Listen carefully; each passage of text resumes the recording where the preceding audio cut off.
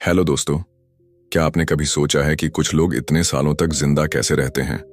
और वो भी सिर्फ जिंदा नहीं बल्कि खुश, शांत और एक्टिव रहते हैं। दुनिया की भाग दौड़ में जहां लोग 30 की उम्र में ही थक कर बैठ जाते हैं, वहां कुछ लोग 100 पार करके भी हर सुबह फ्रेश माइंड और मुस्कुराहट के साथ उठते हैं। ऐसा क्या है उनके पास जो हमारे पास नहीं? वही रहस्य है इकिगाई। इकिगाई एक जापानी वर्ड है, लेकिन इसका मतलब सिर्फ शब्दों में नहीं बताया जा सकता। ये एक फीलिंग है, एक एनर्जी है, एक जीने की वजह है। जब जिंदगी के हर दिन में एक पर्पस होता है, जब हम जानते हैं कि हम क्यों एग्जिस्ट करते हैं, तब हमारा माइंड, बॉडी और सोल तीनों एक रिदम में चलने लगते हैं। सोचिए, एक ऐसी सुबह जहां आप उठते हैं बिना किसी अलार्म के, सिर्फ इसलिए क्योंकि आप एक्साइटेड हैं अपनी जिंदगी को जीने के लिए। आपको पता है कि आज का दिन सिर्फ औरों के लिए नहीं, आपकी अपनी ग्रोथ के लिए भी है। कोई स्ट्रेस नहीं, कोई डर नहीं, बस एक इंटरनल पीस और पैशन। यही है वो जादू जिसे कहते हैं इकिगाई। जापान के एक छोटे से आइलैंड ओकिनावा में दुनिया के सबसे ज्यादा 100 साल के बुजुर्ग रहते हैं। ये लोग ना जिम जाते हैं, ना डाइट प्लान्स फॉलो करते हैं, लेकिन फिर भी वो इतनी लंबी और खुशहाल जिंदगी जीते हैं क्योंकि उन्होंने अपना इकिगाई ढूंढ लिया है। वो छोटा सा रीजन जो हर सुबह उन्हें उठने की मोटिवेशन देता है।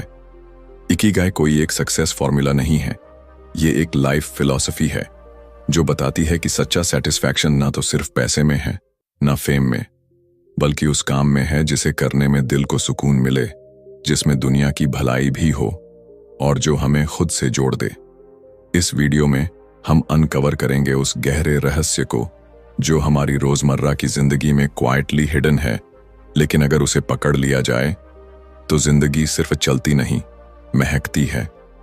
तो चलिए उस जर्नी की शुरुआत करते हैं जो आपको आपके खुद के इकिगाई तक ले जाएगी। क्या आप तैयार हैं अपनी जिंदगी को नए नजरिए से देखने के लिए? चैप्टर 1, इकिगाई, जवानी को बुढ़ापे तक जिंदा रखने की कला। क्या आपने कभी किसी 90 साल के बुजुर्ग को देखा है जो हर सुबह उठकर बगीचे में काम करता है, दूसरों की मदद करता है और अपने चेहरे पर वैसी ही मुस्कान लिए चलता है जैसी किसी बच्चे के चेहरे पर होती है? न कोई शिकायत, न कोई थकावट, बस हर दिन को पूरी शिद्दत से जीने की चाह। ऐसा लगता है मानो वक्त उनके लिए थम गया हो। अब सोचिए, उसी वक्त किसी 30 साल के नौजवान को देखिए जो मंडे सुबह उठते ही थका हुआ महसूस करता है, जिसे हर दिन जीना बोझ जैसा लगता है और जो हर शाम अपने आप से पूछता है, मैं ये सब कर किस लिए रहा हूं? दोनों जिंदा हैं, लेकिन क्या दोनों जी रहे हैं? यहीं से शुरुआत होती है इकिगाई की। वो एहसास जो किसी घड़ी की टिक टिक जैसा सटिल है, लेकिन अगर एक बार पकड़ में आ जाए तो आपकी जिंदगी की दिशा ही बदल देता है। इकिगाई कोई गोल नहीं है जिसे आपको अचीव करना है, ये तो एक रीजन है जो आपको सुबह उठने पर मजबूर करता है। कुछ ऐसा जो आपको दुनिया के शोरगुल से निकालकर आपकी इनर वॉइस तक ले जाता है। इमेजिन कीजिए कि आप एक आइलैंड पर हैं, ना डेडलाइंस हैं, ना सोशल प्रेशर, और फिर भी आप हर दिन मोटिवेटेड हैं, इंस्पायर्ड हैं, फुलफिल्ड हैं, क्योंकि आपको पता है आप जो कर रहे हैं वो आपके दिल के सबसे करीब है। जापान के ओकिनावा शहर में ऐसे कई लोग हैं जो 100 साल से ज्यादा जीते हैं। एक 102 साल की महिला हर सुबह अपनी साइकिल पर बैठती है और लोकल मार्केट जाती है। 67 साल का एक बुजुर्ग आज भी अपने दोस्तों के साथ मिट्टी में हाथ लगाकर बगीचे की खुदाई करता है। और जब उनसे पूछा जाता है कि वो इतने एक्टिव कैसे हैं, तो उनका जवाब होता है, क्योंकि मेरे पास जीने की वजह है, मेरा इकिगाई। एक बार एक युवक नौकरी छोड़कर पहाड़ों में चला गया। लोग उसे पागल समझते थे, लेकिन वो हर सुबह अपने कैमरे के साथ सूरज को उगते हुए कैप्चर करता, फिर बच्चों को फोटोग्राफी सिखाता। उसे ना तो बड़ी गाड़ी चाहिए थी, ना ही फैंसी टाइटल। उसकी मुस्कुराहट में वो चमक थी जो लाखों में किसी एक के चेहरे पर होती है। वो अपने इकिगाई के साथ जी रहा था। हम में से बहुत से लोग लाइफ को बस काट रहे हैं, वीकडेज गुजार रहे हैं वीकेंड का इंतजार करते हुए, मंडे ब्लूज को फ्राइडे की पार्टी में दबाने की कोशिश कर रहे हैं, लेकिन अंदर से सब कुछ खाली लगता है। कभी कभी इकिगाई बहुत छोटा होता है, जैसे किसी स्ट्रे डॉग को खाना खिलाना, किसी बूढ़ी अम्मा की मदद करना, किसी ब्रोकन चीज को अपने हाथों से ठीक करना। लेकिन यही छोटे छोटे काम जब दिल से की जाते हैं तो वो आपकी जिंदगी को ऐसा डायरेक्शन दे देते हैं जो कोई बिग अचीवमेंट नहीं दे सकता। अब सवाल ये उठता है, क्या हम सबका इकिगाई होता है? उत्तर है हाँ। फर्क बस इतना है कि किसी ने उसे खोज लिया है और कोई अभी भी भीड़ में उसे ढूंढ रहा है। इकिगाई उस कैंडल की तरह है जो अंधेरे में जलती है।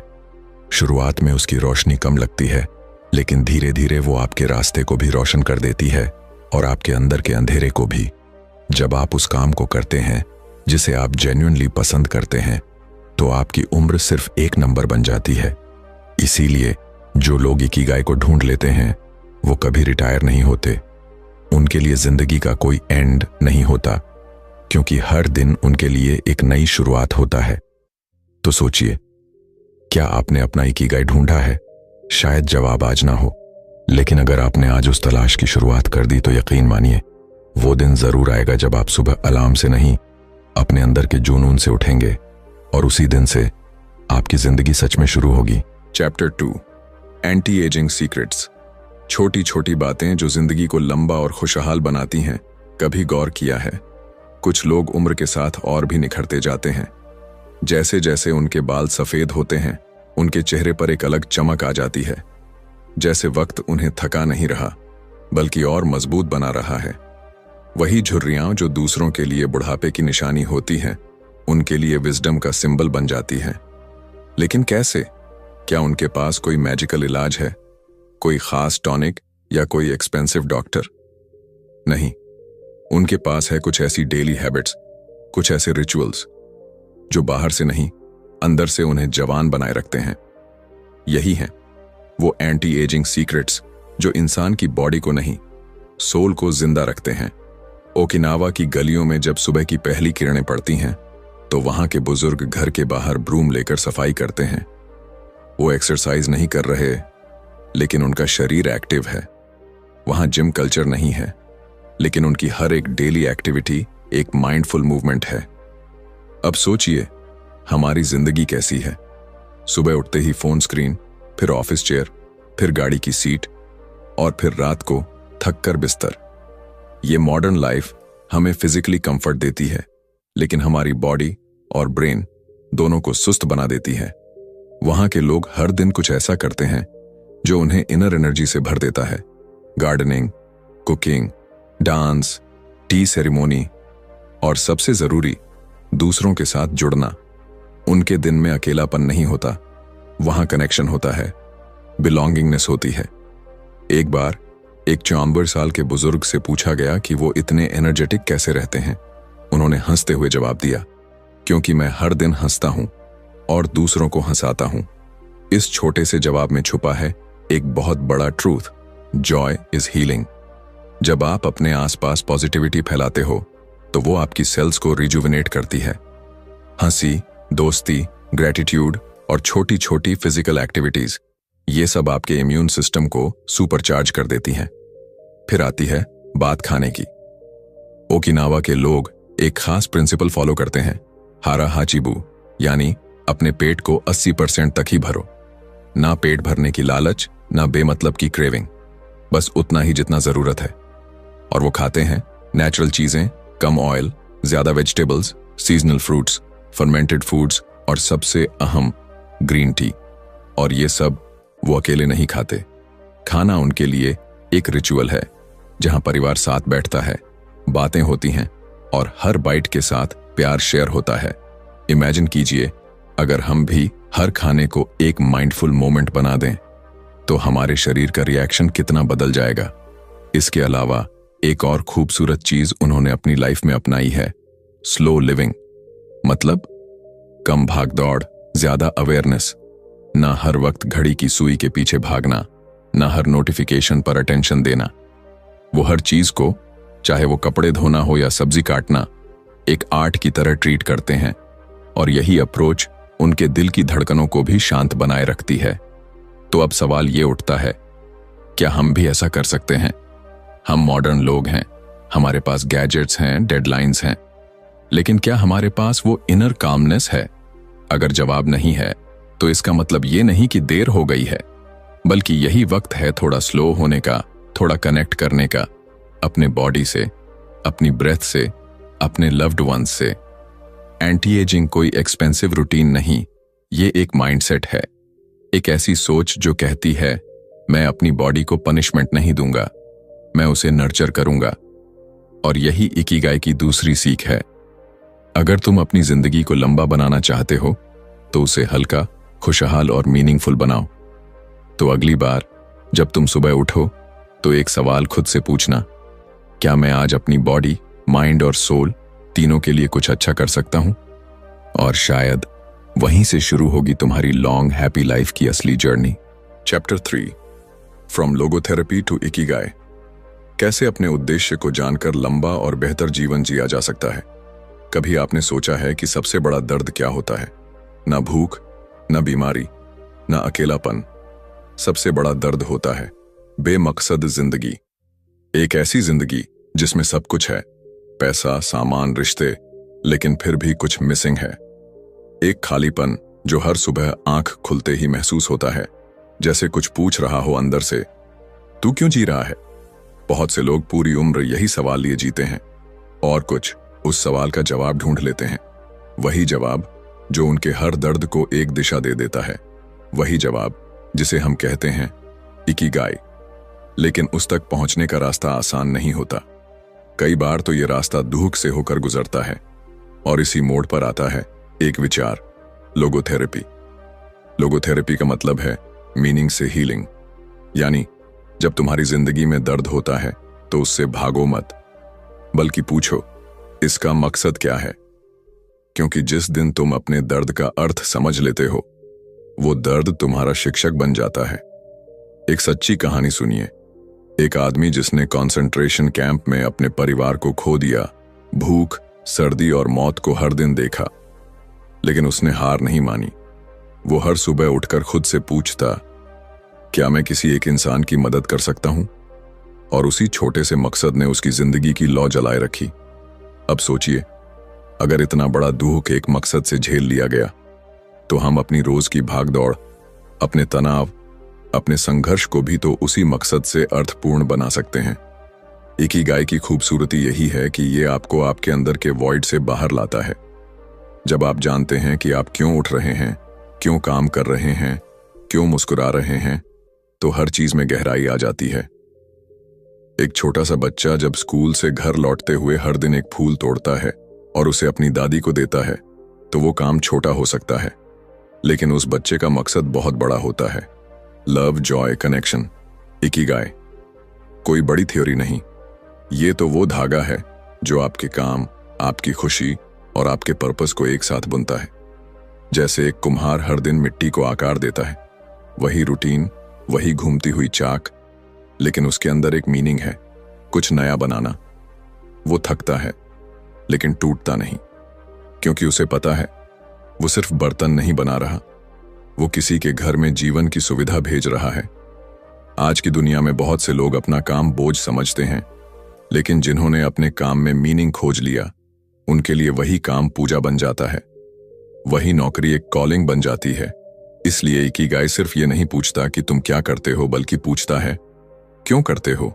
तो आपसे एक सवाल, अगर आज आप सब कुछ छोड़ दें, तो भी क्या कोई ऐसा काम है जिसे आप पूरे दिल से करते रहेंगे?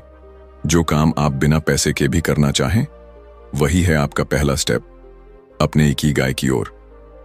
शायद आपको ये जवाब आज ना मिले, लेकिन ये सवाल आपको रुकने नहीं देगा। यही उसकी ताकत है। जब तक जिंदगी है, तब तक इस सवाल का पीछा करो, क्योंकि जब आपको उसका जवाब मिलेगा, तब जिंदगी सिर्फ गुजरने के लिए नहीं होगी, वो जीने लायक बन जाएगी। इकिगाई का मतलब है हर सुबह आंख खोलते ही महसूस होना कि आज भी कुछ ऐसा है जो मैं दुनिया को दे सकता हूं। और जब ये एहसास हर दिन आपके साथ हो, तो उम्र सिर्फ एक नंबर बन जाती है और जिंदगी एक सुंदर गीत।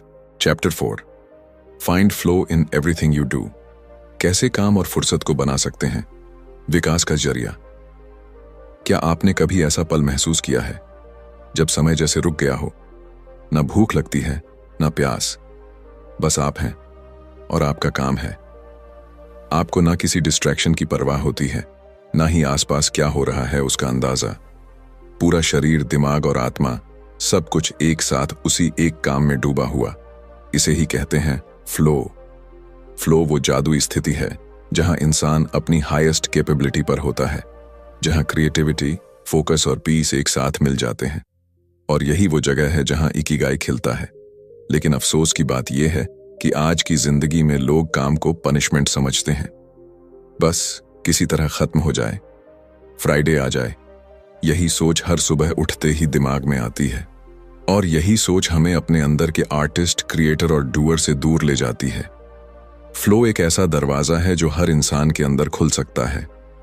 कोई लेखक जब शब्दों में डूब जाता है, कोई चित्रकार जब ब्रश से वक़्त को पिघलाता है, कोई शेफ जब स्वाद को सजाता है, और यहां तक कि एक मजदूर जब ईंटों की लाइन सीधी करता है, तब भी वो फ्लो में होता है।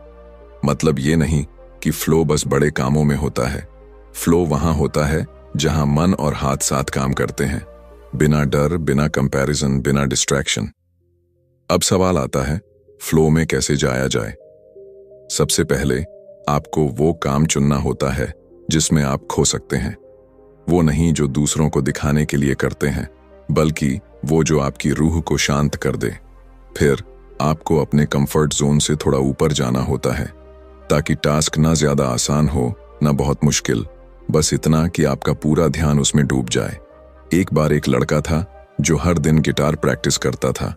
घंटों तक वो एक ही ट्यून पर अटका रहता, लेकिन हार नहीं मानता। जब उससे पूछा गया कि उसे बोरियत नहीं होती, तो वो बोला, जब मैं प्ले करता हूं तो मैं होता ही नहीं, बस म्यूजिक होता है।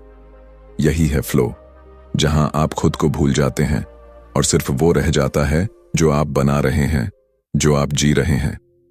फ्लो की सबसे खूबसूरत बात यह है कि जब आप इसमें होते हैं तो टाइम आपकी गुलामी करता है। घंटों कैसे बीत जाते हैं पता ही नहीं चलता। और जब आप बाहर निकलते हैं तो आपको थकान नहीं, सेटिस्फैक्शन मिलती है। आज की दुनिया आपको सिखाती है कि मल्टीटास्क करो, फास्ट चलो, जल्दी रिजल्ट लाओ। लेकिन फ्लो आपको सिखाता है, धीरे चलो, गहराई में जाओ, हर पल को जियो। ओकिनावा के बुजुर्गों को देखिए, जब वो बगीचे में फूल लगाते हैं तो वो सिर्फ गार्डनिंग नहीं कर रहे होते, वो फ्लो में होते हैं। जब वो हाथ से चाय बनाते हैं, हर हलचल, हर अरोमा को महसूस करते हैं, तो वो मेडिटेशन से कम नहीं होता। फ्लो आपके दिमाग को रिसेट करता है, आपकी बॉडी में डोपामीन और एंडोर्फिन्स की बारिश कर देता है। और सबसे बड़ी बात, ये आपको जीवित महसूस कराता है। इसलिए चाहे आप कुछ भी करते हो, पढ़ना, लिखना, खाना बनाना, चलना, गाना, मिट्टी में खेलना, उस काम में ऐसा डूबो कि आप और वो काम एक हो जाएं। फ्लो में जीना मतलब है जिंदगी के हर पल को पूरे होश में जीना। तो अगली बार जब आप कोई भी काम करें, छोटे से छोटा भी, तो मोबाइल साइड में रखिए, ध्यान को कैद करिए और खुद को उस पल में खोने दीजिए। क्योंकि फ्लो वही जगह है जहां इकिगाई सांस लेता है। और जब आप उस जगह पर होते हैं तो दुनिया की सबसे सच्ची खुशी आपके पास होती है। Chapter 5, masters of longevity. दुनिया के सबसे लंबे समय तक जीने वाले लोगों की जुबानी जिंदगी के रहस्य सोचिए। एक ऐसी जगह जहां लोग 90 या 100 की उम्र में भी बिना छड़ी के चलते हैं, खुद खाना बनाते हैं और हर सुबह किसी छोटे बच्चे जैसी मुस्कान के साथ उठते हैं। जहां उम्र सिर्फ एक नंबर है और जिंदगी हर दिन एक ताजा शुरुआत। ऐसी ही एक जगह है जापान का ओकिनावा आइलैंड। ये जगह सिर्फ सुंदरता या समंदर के लिए नहीं जानी जाती, बल्कि यहाँ के लोग दुनिया के सबसे ज्यादा सेंटेनेरियंस यानी 100 साल से ज्यादा जीने वाले लोगों में गिने जाते हैं।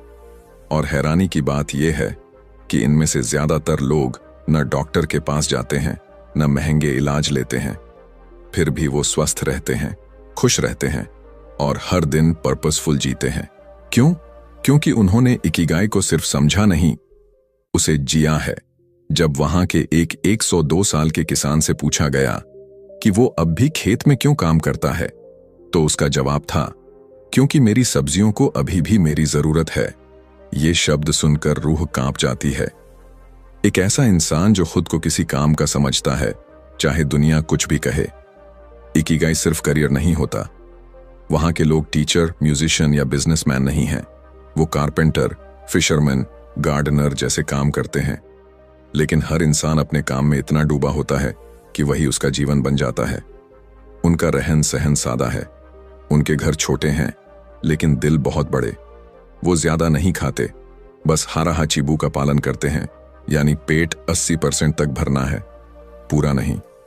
वो फास्ट फूड नहीं खाते, पैकेज्ड स्नैक्स नहीं खाते। वो खाते हैं ताजा, हल्का और नेचर से जुड़ा हुआ खाना। उनके दिन की शुरुआत सूरज के साथ होती है और शाम ढलने से पहले ही आराम से सो जाते हैं। दिन भर में कोई भाग दौड़ नहीं, कोई कंपटीशन नहीं, फिर भी हर इंसान एक्टिव है, अलर्ट है और फुलफिल्ड है। लेकिन सबसे बड़ा रहस्य है कम्युनिटी। ओकिनावा के बुजुर्ग अकेले नहीं जीते, वो मोआई नाम की ग्रुप्स में रहते हैं। मतलब दोस्ती की वो परंपरा जिसमें लोग जीवन भर एक दूसरे का साथ निभाते हैं, चाहे दुख हो या खुशी, बीमारी हो या त्योहार। वो अकेले नहीं होते। अब सोचिए, जब किसी बुजुर्ग को अपने पुराने दोस्तों के साथ बैठकर हंसी बांटने का मौका मिलता है, जब हर दिन किसी मीनिंगफुल काम के लिए उठने की वजह होती है, जब शरीर को तनाव से नहीं प्रेम और पर्पस से भरा जाता है, तो वो इंसान बीमार कैसे होगा। एक और चीज जो हर सेंटिनरियन में कॉमन मिलती है, ग्रैटिट्यूड। वो हर दिन भगवान का धन्यवाद करते हैं। उनके लिए हर सनराइज एक उत्सव है, हर चाय की प्याली एक ब्लेसिंग है। और यही एटीट्यूड उन्हें उस मुकाम तक ले गया है जहां वो सिर्फ सर्वाइवल नहीं बल्कि सेलिब्रेशन के साथ जी रहे हैं। ओकिनावा के ये मास्टर्स ऑफ लॉन्जेविटी हमें सिखाते हैं कि लंबी उम्र जेनेटिक्स से नहीं, लाइफस्टाइल से बनती है। वो लाइफस्टाइल जिसमें सिंप्लिसिटी हो, सेंसिबिलिटी हो और सबसे ऊपर इकिगाई हो।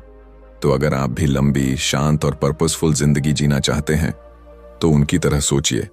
अपनी दिनचर्या को एक ध्यान बना दीजिए, अपने रिश्तों को प्रायोरिटी दीजिए और हर सुबह खुद से पूछिए, आज मैं किस वजह से जिंदा हूं। क्योंकि जब आपके पास जीने की वजह होती है, तब उम्र आपको थका नहीं सकती, तब शरीर कभी बूढ़ा नहीं लगता और तब हर दिन एक उपहार बन जाता है। Chapter 6 lessons from Japan centenarians. Japan के 100 साल से ज्यादा जीने वालों से सीखी गई जिंदगी की अनमोल सीखें। कभी किसी बुजुर्ग की आंखों में झांक कर देखा है? वहां एक अलग ही चमक होती है, जैसे हर झुर्री के पीछे कोई कहानी छुपी हो और हर चुप्पी के पीछे कोई गहरी सीख। अब सोचिए उन लोगों के बारे में जो 100 साल से ज्यादा जी चुके हैं, लेकिन उनकी आंखों में अभी भी उम्मीद बाकी है, उनकी चाल में अभी भी आत्मविश्वास जिंदा है। जापान के ओकिनावा और अन्य ब्लू जोन्स में जब इन सेंटेनेरियन से पूछा गया कि उन्होंने इतना लंबा और सुखद जीवन कैसे जिया, तो उनके जवाब किताबों की तरह नहीं थे। वो जवाब थे जीवन की सादगी से भरे हुए। एक 104 साल की अम्मा बोली, हर सुबह मैं सबसे पहले सूरज को नमस्ते कहती हूं और खुद से कहती हूं आज कुछ अच्छा करना है। सुनने में ये बात छोटी लग सकती है, लेकिन यहीं से शुरू होती है एक दिन की सकारात्मकता। जब इंसान ग्रेटिट्यूड के साथ उठता है तो जिंदगी भी उसे वैसा ही जवाब देती है। वहीं एक 101 साल के बुजुर्ग से पूछा गया, क्या आप कभी परेशान होते हैं? वो हंसे और बोले, परेशानी आती है तो मैं उसे चाय पिलाकर बिठा लेता हूं, फिर वो खुद ही चली जाती है। कितना गहरा जवाब है ये। आज के समय में हम छोटी सी परेशानी से बिखर जाते हैं, लेकिन वो लोग उसे दोस्त बना लेते हैं। उनकी जिंदगी हमें सिखाती है कि खुश रहने के लिए बड़े मकान, बड़ी गाड़ियां या बड़ी सैलरीज की जरूरत नहीं होती। जरूरत होती है मीनिंग की, बिलोंगिंग की और एक ऐसे इनर काल्म की जो किसी बाजार में नहीं बिकता। सेंटेनेरियंस की सबसे बड़ी सीख ये है कि जिंदगी को हल्केपन के साथ जियो, छोटी छोटी बातों पर हंसना सीखो। जब कुछ खो जाए तो अफसोस नहीं, और जब कुछ मिले तो अहंकार नहीं। उनके लिए हर दिन एक तोहफा है, हर काम एक पूजा है। एक महिला जो 102 साल की है, हर दिन खड़ाई करती है। उनकी उंगलियां कांपती हैं, लेकिन दिल स्टेडी रहता है, क्योंकि उन्हें पता है वो जो बना रही हैं उसमें प्यार है, और जब काम में प्यार होता है तो उम्र की कोई सीमा नहीं रहती। इन बुजुर्गों की एक और खास बात है कनेक्शन। वो अकेले नहीं रहते, उनका हर दिन किसी न किसी के साथ जुड़ा होता है, चाहे वो पड़ोसी हो, दोस्त हो, पोते पोतियों की चिट्ठियां हों या बस शाम की गपशप। आज के डिजिटल युग में जहां हम स्क्रीन फ्रेंड्स में उलझे रहते हैं, वहां वो लोग फिजिकल टच, आंखों में आंखें डालकर बातें करने और असली रिश्तों को अहमियत देते हैं। ओकिनावा के कई सेंटिनेरियंस हर दिन कुछ नया सीखते हैं। उम्र को कभी उन्होंने ज्ञान का अंत नहीं माना। वो कहते हैं, जब तक आप कुछ नया सीख रहे हैं तब तक आप जिंदा हैं। और सबसे खूबसूरत सीख, जल्दी मत करो लेकिन रुको भी मत। मतलब जिंदगी को अपनी रफ्तार से चलने दो, ना किसी से दौड़ो, ना किसी से पीछे हटो। अपना सफर खुद तय करो, अपने पेस पर, अपने पैशन के साथ। तो अगर हम वाकई में लंबी, शांति से भरी और संतुलित जिंदगी जीना चाहते हैं तो इन सेंटेनेरियंस की सादगी को अपनाना होगा, अपने जीवन को पर्पस से भरना होगा और सबसे जरूरी, हर दिन को ग्रैटिट्यूड के साथ जीना होगा, क्योंकि जिंदगी का असली रहस्य शायद किसी किताब में नहीं बल्कि इन बुजुर्गों की मुस्कुराहट में छिपा है। Chapter 7, the Ikigai diet. दुनिया के सबसे लंबे समय तक जीने वालों की खाने पीने की आदतें सोचिए। अगर सिर्फ खाना खाने का तरीका ही आपकी उम्र, आपकी सेहत और आपकी सोच को बदल सकता हो तो? जी हां, ओकिनावा और जापान के ब्लू जोन में रहने वाले लोग यही कर रहे हैं। बिना किसी डाइट चार्ट, बिना किसी जिम मेंबरशिप, बिना कैलोरी काउंट किए वो सिर्फ अपने खाने से लंबी, शांत और खुशहाल जिंदगी जी रहे हैं। अब सवाल उठता है, कैसे? क्या वो कोई खास सुपर फूड्स खाते हैं? क्या वो महंगे ऑर्गेनिक सप्लीमेंट्स लेते हैं? या फिर उनके पास कोई एंशिएंट सीक्रेट है? सच कहें तो हाँ, उनके पास एक सीक्रेट जरूर है, लेकिन वो बाजार से नहीं आता। वो उनकी सोच, उनके रिचुअल्स और उनकी संस्कृति से आता है। और उस रहस्य का नाम है इकिगाई डाइट। ओकिनावा के लोगों के खाने में सबसे पहली चीज होती है सादगी। उनका खाना रंग बिरंगा तो होता है लेकिन साधारण, बिना ज्यादा तामझाम के, बिना भारी मसालों के, बस नेचर से जो मिला वही प्लेट में। वो राइस खाते हैं लेकिन कम। वो सब्जियां खाते हैं, सीजनल, लोकल, ताजा। वो सोय प्रोडक्ट्स जैसे टोफू और मिसो सूप खाते हैं, जो न सिर्फ स्वादिष्ट हैं बल्कि डाइजेशन के लिए भी लाइट होते हैं। लेकिन सबसे पावरफुल बात, वो प्रिंसिपल जिसे कहते हैं हारा हाचीबू, यानी 80% पेट भरने के बाद रुक जाओ। सोचिए, जब पूरी दुनिया पेट भर खाने के पीछे भाग रही है, ये लोग थोड़ा भूखा रहना एक कला मानते हैं। उनके लिए भूख को शांत करना कोई युद्ध नहीं, एक अवेयरनेस है। जब पेट बस 80% भरता है तो बॉडी पर जोर नहीं पड़ता, डाइजेशन आराम से होता है और इंसान हल्का महसूस करता है, फिजिकली और मेंटली दोनों।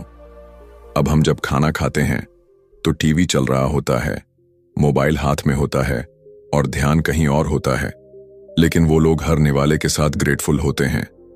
इसे उगाने वाले किसान का शुक्रिया, इसे पकाने वाले हाथों का धन्यवाद और इसे खाने के लिए मिली जिंदगी का एहसास। और जब खाना पूजा बन जाए तब हर बाइट हीलिंग बन जाती है। ओकिनावा के डाइट में सबसे ज्यादा चीजें एंटी इन्फ्लामेटरी होती हैं। उनके खाने में leafy greens, seaweeds, sweet potatoes और फर्मेंटेड वेजिटेबल्स शामिल होती हैं, जो गट हेल्थ के लिए गोल्ड की तरह हैं। और ये सब वो खुशी से, मजे से खाते हैं, ना किसी ट्रेंड के पीछे, ना किसी फोर्स्ड डाइट के तहत। उनकी प्लेट में वैरायटी होती है लेकिन मॉडरेशन के साथ। वो हर दिन एक ही चीज नहीं खाते, लेकिन जो खाते हैं उसमें संतुलन होता है। ना ज्यादा ऑयल, ना ज्यादा शुगर, ना ज्यादा सॉल्ट। ग्रीन टी, ये उनकी जिंदगी का हिस्सा है। एंटीऑक्सीडेंट से भरपूर ये सिंपल सी चाय उनकी बॉडी को डिटॉक्स करती है, माइंड को काल्म रखती है और उन्हें एक साइलेंट एनर्जी देती है। ओकिनावा के लोग खाना खुद बनाते हैं। उनके घरों में रेडी टू ईट कल्चर नहीं है। खाना बनाना उनके लिए एक मेडिटेटिव काम है।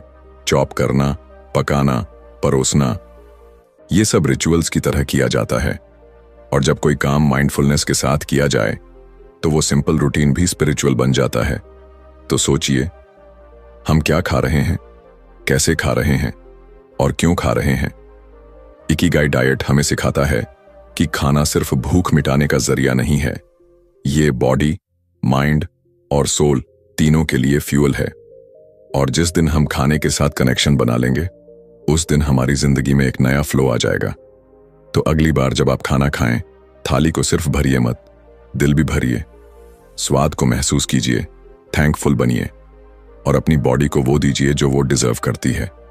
क्योंकि जब आप अपने खाने से प्यार करते हैं तो आपकी जिंदगी भी आपसे प्यार करना शुरू कर देती है। Chapter 8, gentle movements, longer life. हल्के फुल्के हाव भाव से कैसे जी सकते हैं लंबी और सक्रिय जिंदगी।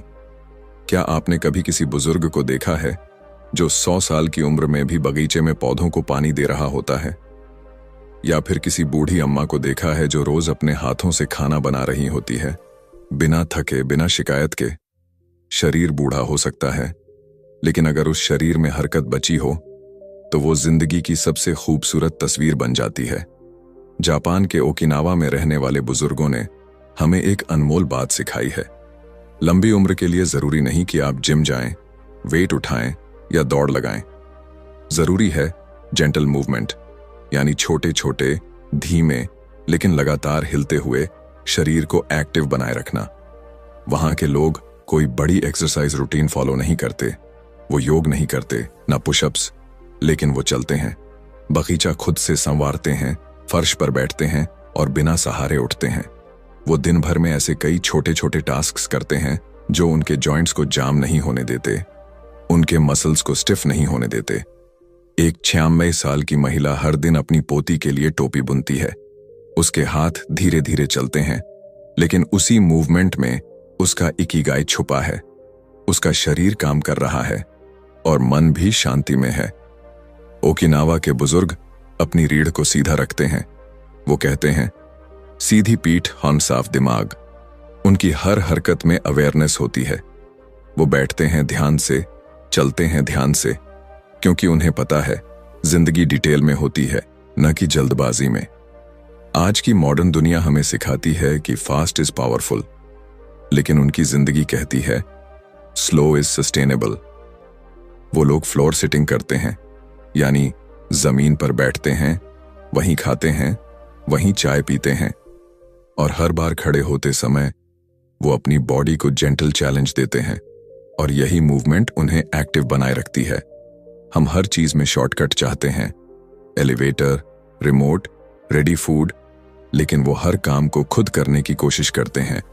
वो अपने कपड़े खुद धोते हैं, सब्जियां खुद काटते हैं, घर खुद साफ करते हैं, और ये सब वो एक्सरसाइज के नाम पर नहीं बल्कि आदत के तौर पर करते हैं। उनका मानना है कि जो शरीर नहीं हिलता वो जल्दी टूटता है। वो रोज चलने निकलते हैं, तेज नहीं, धीरे, लेकिन हर दिन। कोई डेडलाइन नहीं, कोई टारगेट नहीं, बस हर कदम में एक शांत ऊर्जा। और इस वॉकिंग को वो अकेले नहीं, अपने मोआई यानी दोस्तों के साथ करते हैं, बातचीत करते हुए, हंसते हुए, और बिना जाने वो शरीर और दिल दोनों को हील करते जाते हैं।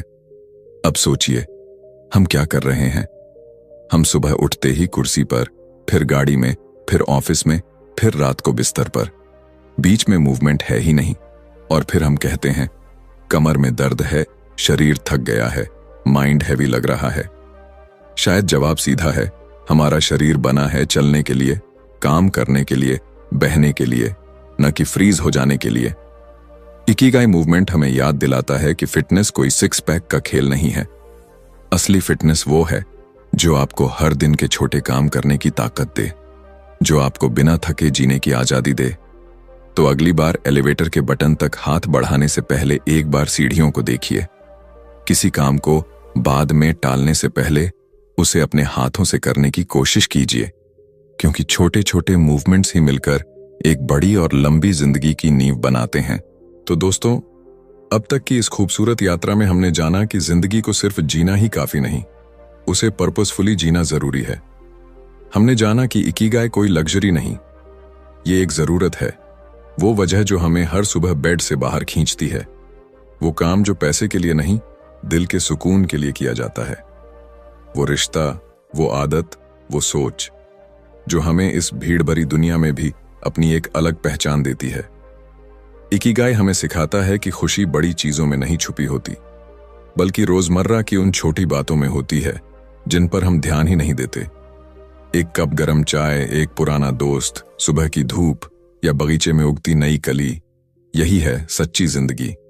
और जब हम अपने काम में फ्लो ढूंढ लेते हैं, अपने रिश्तों में मीनिंग ढूंढ लेते हैं, अपने खाने में रिस्पेक्ट ढूंढ लेते हैं और अपने हर दिन में थैंकफुलनेस, तब इकिगाई सिर्फ एक कॉन्सेप्ट नहीं रह जाता, वो बन जाता है जीवन का तरीका।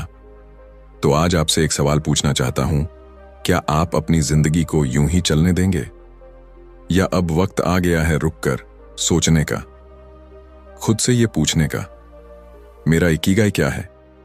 क्योंकि जिस दिन आपने उसका जवाब ढूंढ लिया, उस दिन से आप सिर्फ जिंदा नहीं रहेंगे, बल्कि वास्तव में जीना शुरू करेंगे।